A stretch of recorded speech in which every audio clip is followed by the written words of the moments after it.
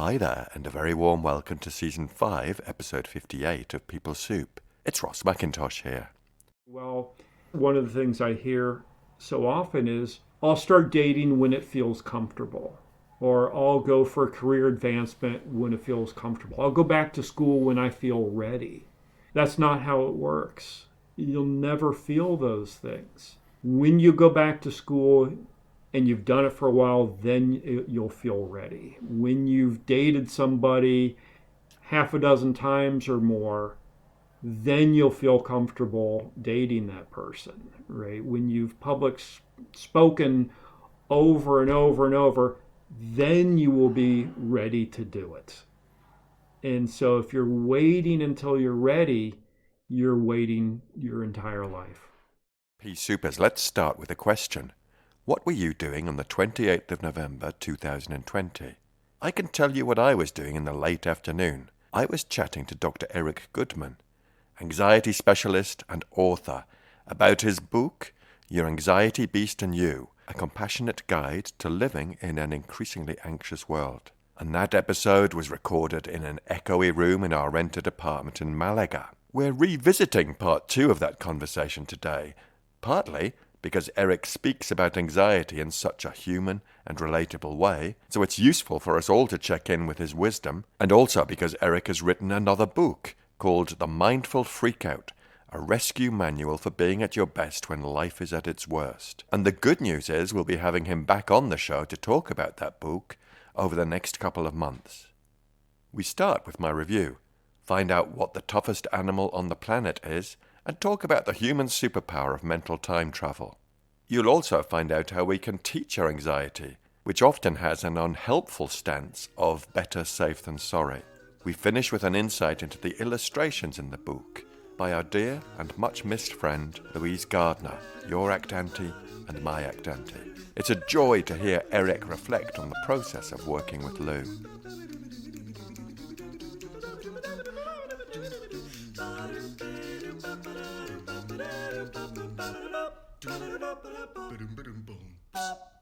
Now, for those of you who are new to People Soup, hi, hola, welcome to the community. We're an award-winning podcast where we share evidence-based behavioral science in a way that's practical, accessible, and fun. Our mission is to unlock workplace potential with expert perspectives from contextual behavioral science. I'm recording this new intro in a hotel in Madrid. I was working here yesterday with some great leaders at Diageo. To make the most of this great city, we decided to extend our time by a couple of days. The last few weeks have been hectic, Pea Soupers, with a conference in Granada and work trips to Birmingham, Liverpool, London and Newcastle. So we're enjoying a couple of relaxing days here before returning home. Tonight, we're off to the first night of a musical called El Novio de Madrid. So, for now, get a brew on and have a listen to Anxiety the Remix with the wonderful Eric Goodman.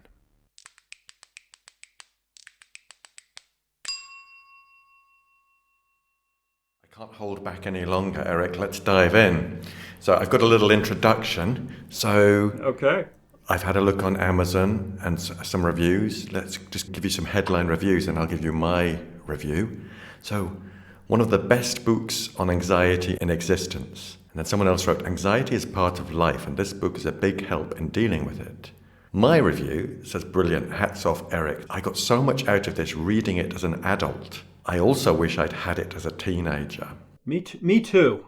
I love the way it took me on a journey through that normalizing and understanding my beast and why it howls. And then the way you took me through exercises and insights, blending theory and different approaches.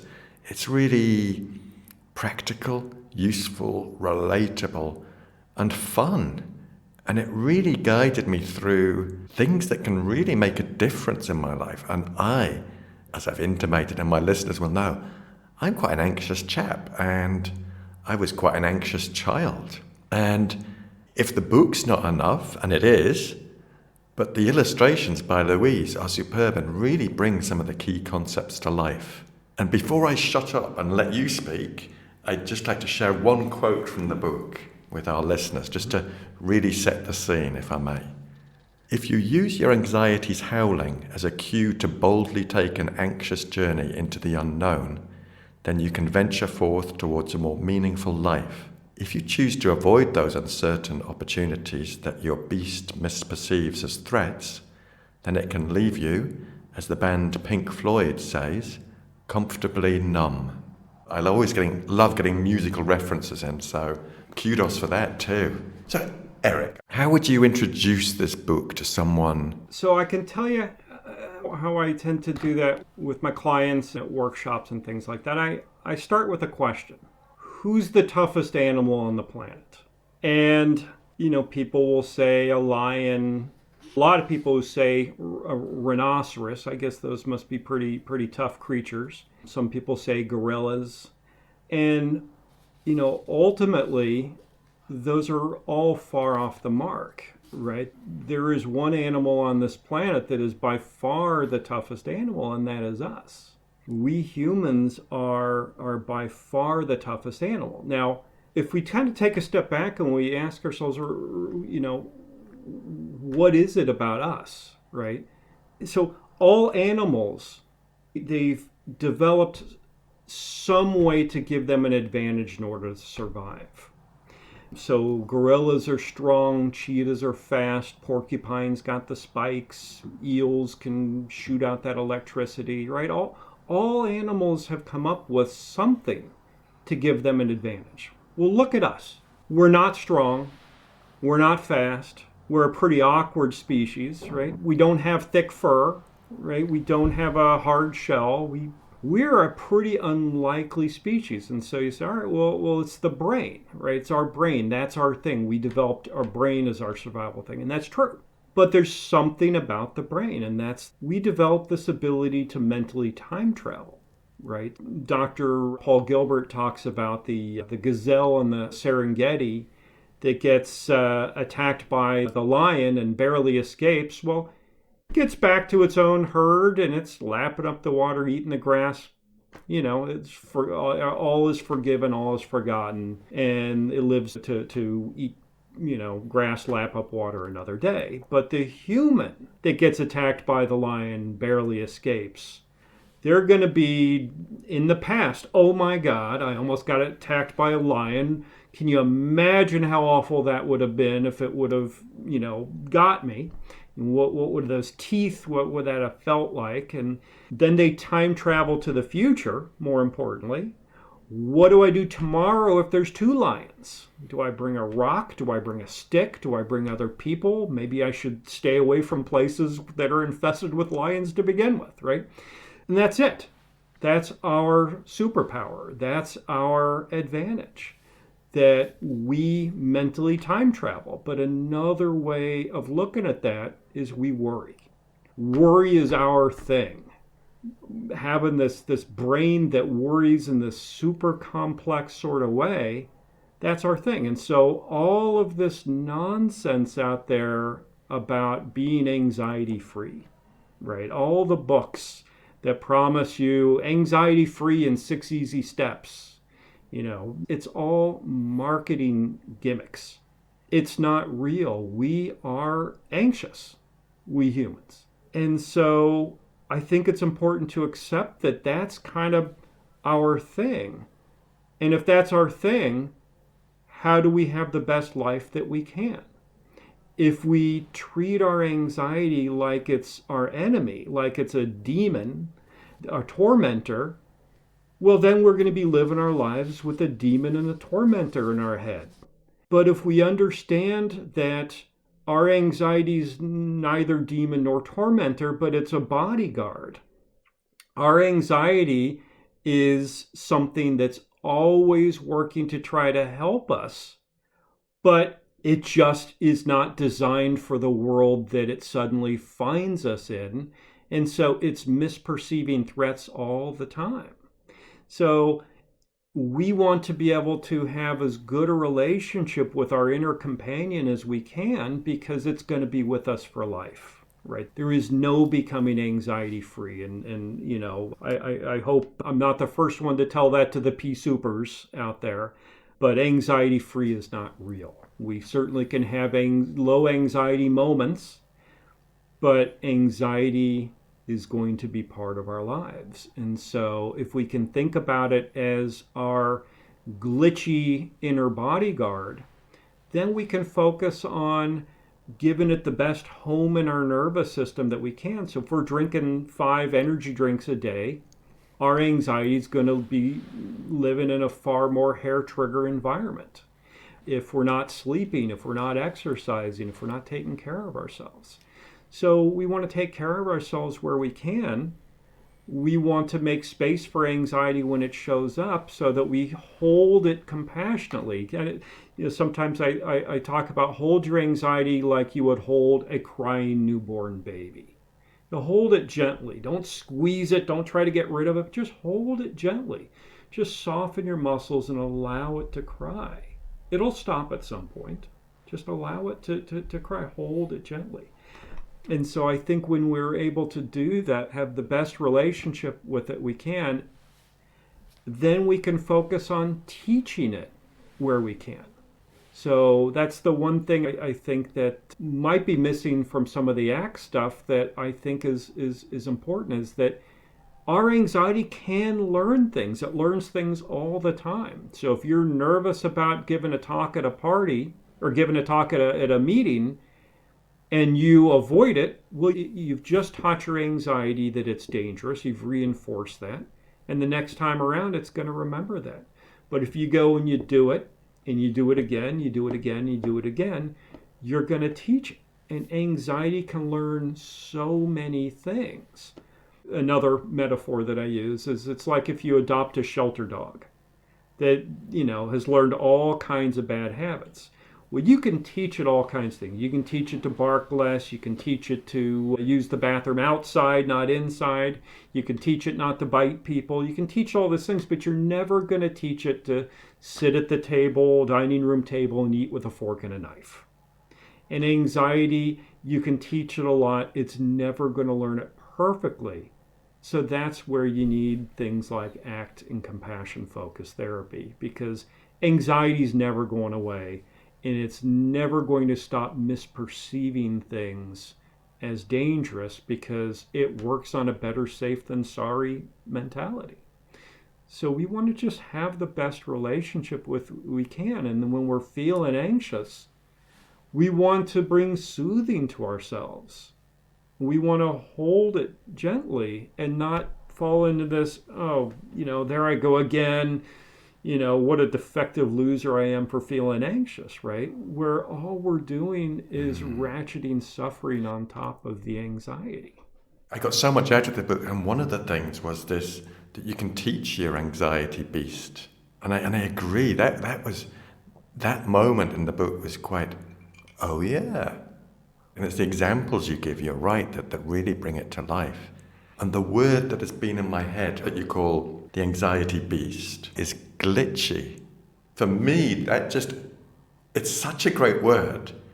And it's kind of quite a humorous word for me. And it really helps me relate to my anxiety beast as a glitchy pal. Yeah.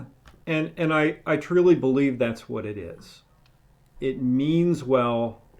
But, sometimes I'll talk to my clients about just how ridiculous it is that we have a horror genre, right? In the sense that it's utterly ridiculous that so much of our entertainment is built up around things that are safe, that our brain misperceives as dangerous. And so if you think about what happens when you're watching a horror movie and your adrenaline starts flowing, because if it didn't, it wouldn't be a very good horror movie. But that is your brain is saying, there is a threat in the room with you right here, right now. Let me give you the energy you need to fight it or to run and hide. And same thing with roller coasters. It's ridiculous that there is a thing called roller coasters out there, just from a logical standpoint, because we're doing something that is incredibly safe, but our nervous system is misinterpreting it as we are careening to our death. And so it's flooding us with adrenaline to get us to do something, right? That's what's happening when we're riding a roller coaster. but that just shows you how glitchy it is. So a lot of our entertainment is based around kind of playing around with this glitch within our nervous system. Now tell us why you called it the anxiety beast, if you will. Well, so the reason why I call it the anxiety beast, I already talked about kind of how I wrote it because I didn't like a lot of these metaphors that demonize anxiety. So why beast? Well, I think that anxiety is a lot like the beast in Beauty and the Beast. That it's loud, it's powerful, it smells bad, right? It can be very offensive, superficially, but it's got a heart of gold down deep. And we learn halfway through the movie that the beast is actually the misguided hero.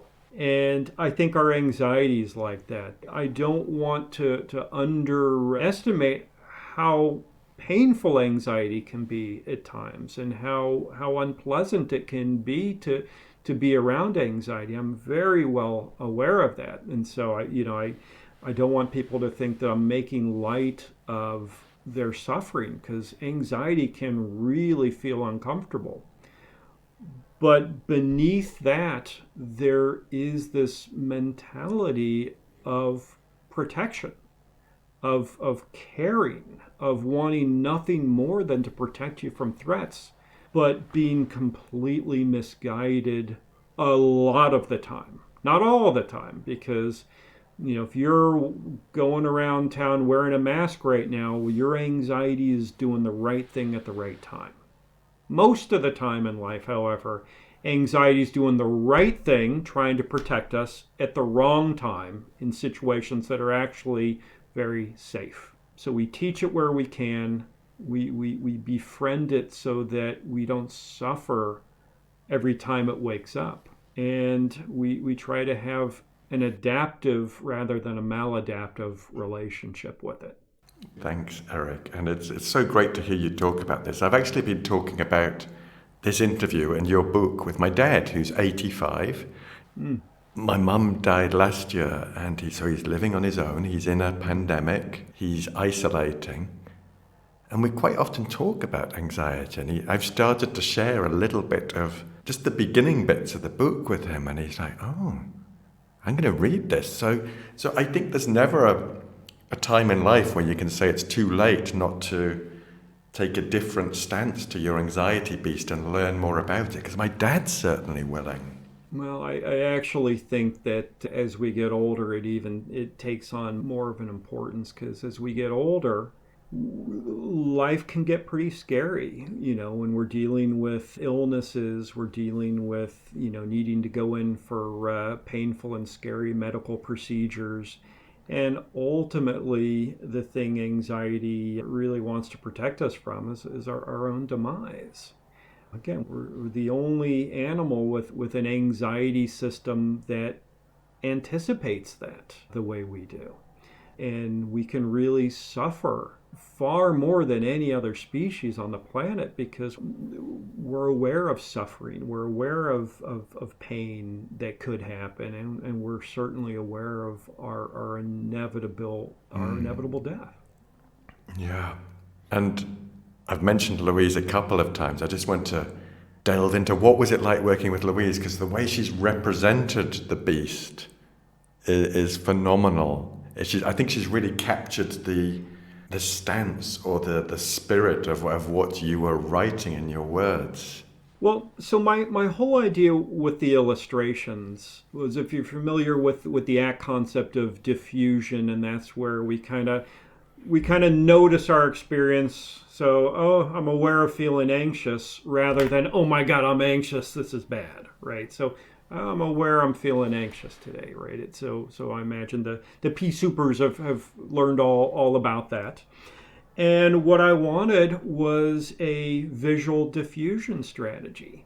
So what I ideally want for my own clients is that when they're feeling anxious and they start to think that they're going to want to struggle with their anxiety, I want them to have the image in their mind of anxiety as being this well-meaning, cute little prehistoric bodyguard, and to be able to kind of bring that image up so that it can help them to let go of that fight to eradicate their anxiety, which typically serves to throw gasoline on the fire. And so when Louise was recommended by a colleague, and I didn't realize before I met her that she's an expert in all these concepts.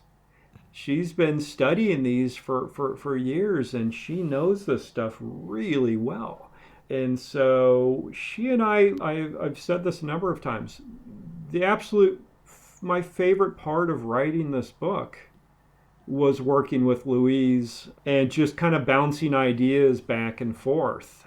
And I just thought that was so much fun, really, to see her take what was in my head and put it down on paper and come up with ways to better represent the concept that I wanted to show graphically. And she would say, well, how about we try it like this? And since she understood the concepts, there was times where she was able to come up with, just far better stuff. So, yeah, Louise was just a joy to work with. It's a beautiful partnership, and the product is beautiful too. So thanks to you both. It was a lot of fun to make, and again, my hope is that it can help people to have a more adaptive relationship with their anxiety, and to, I suppose, really the kind of goes back to this notion that anxiety is pathological and that there is some secret way to become anxiety free in life. Ultimately, if that can help people to understand that when you're feeling anxious, you're not failing at something, that your body is doing a natural thing that it's meant to do, and understanding that our anxiety is not designed for now, it's designed for back then. And so if people can let go of this notion that they need to keep trying these different tricks to become anxiety free, as this permanent thing, and instead just focus on developing a much better relationship with their anxiety. Teach it where you can, soothe it adaptively where you can, and bring it with you, rather than say, well, one of the things I hear so often is, I'll start dating when it feels comfortable, or I'll go for career advancement when it feels comfortable. I'll go back to school when I feel ready. That's not how it works. You'll never feel those things. When you go back to school and you've done it for a while, then you'll feel ready. When you've dated somebody half a dozen times or more, then you'll feel comfortable dating that person, right? When you've public spoken over and over and over, then you will be ready to do it. And so if you're waiting until you're ready, you're waiting your entire life. I couldn't agree more. It's so wonderful the way you describe it. Thank you. Now, Eric, I like to ask my guests a rather odd question. And that is, if you had a song that could announce your arrival into a room, whether it's a virtual room or a real room, for the next few weeks, not forever, for the next few weeks, what might that song be for you? Well, it's a great question. I would probably say Time by Pink Floyd. Are you familiar with that one? I think so, yes. I can't hum it, but I think I do know it. Ticking away the moments that bring on the dull day, you fritter and waste your hours in offhand way. Yeah. It kind of represents, I think, what we were just talking about, and that is kind of not waiting to move on with what's important to you in life. And song is about how quickly time goes. And if you, there's lyrics, and then one day you find 10 years have got behind you, no one told you when to run, you missed the starting gun. Life goes very quickly. And as you get older, you really realize how quickly it goes. And so if it feels like anxiety's been holding you back, now's the time to begin to move forward with living the kind of life that you want to live, with the pandemic limitations, of course, but not to wait for some magical time when everything feels safe and all right in order to, whether it's dating or friendships or reaching out to people you haven't spoken with in a long time. Now's the time to do that. And that's what that song, in my mind, represents. Now, I'm assuming that's what it represents. Maybe someone somewhere who's, more of a Pink Floyd aficionado will say, no, it actually represents something dark and sinister, but represents to me. Thank you. And Eric, might you have a takeaway for the Pea Supers, just to encapsulate some of what you've shared with us so generously today? Well, I would say something you could try today, right? For all the pea supers out there. Just when you're noticing that you're feeling anxious, next time you notice it, rather than seeing that as your enemy and tightening up and bracing against it, hold it gently. Just don't try to relax. Don't try to make anything go away. But hold it the way you would hold a newborn baby. And again, when a newborn baby is crying, that can be pretty aversive. It can be pretty unpleasant. But you still hold it softly. You still hold it with kindness. You're not shaking it. You're not throwing it out the window or anything like that. You're holding it gently. Try that with your experience. Just when you're feeling like you're suffering, just stop, let go, and soften. That's not the same thing as saying you have to relax. But hold your experience, whatever that experience is, softly, gently, and with kindness. And just see what happens. Don't take my word for it. Don't take the words of the books for it. Try it. And just notice the difference when you activate that soothing part of the brain versus the threat drive. Oh my God, I'm feeling anxious. I got to get rid of it. Or the drive part, I'm going to do something to make myself anxiety free right now, right? But hold it with soothing. Hold it with kindness, gentleness, softness. Just see what happens. Quite an invitation there for the Pea Supers. Thank you so much, Eric. Eric, I'm enormously grateful that you've joined me here on Thanksgiving weekend and given your time and your wisdom so generously. I've found it absolutely inspiring to hear you speak and to talk with you. And it's a genuine privilege, so thank you so much for coming on the show. Well, thank you, Ross. This has been a lot of fun. Yeah, I never know if I'm talking too much or too little. I know the first one of these that I did with the first book, I just kind of answered very short. This was very new to me, and now I just kind of talk. I'm absolutely blown away. You've given me goosebumps. So that's a good sign, I think.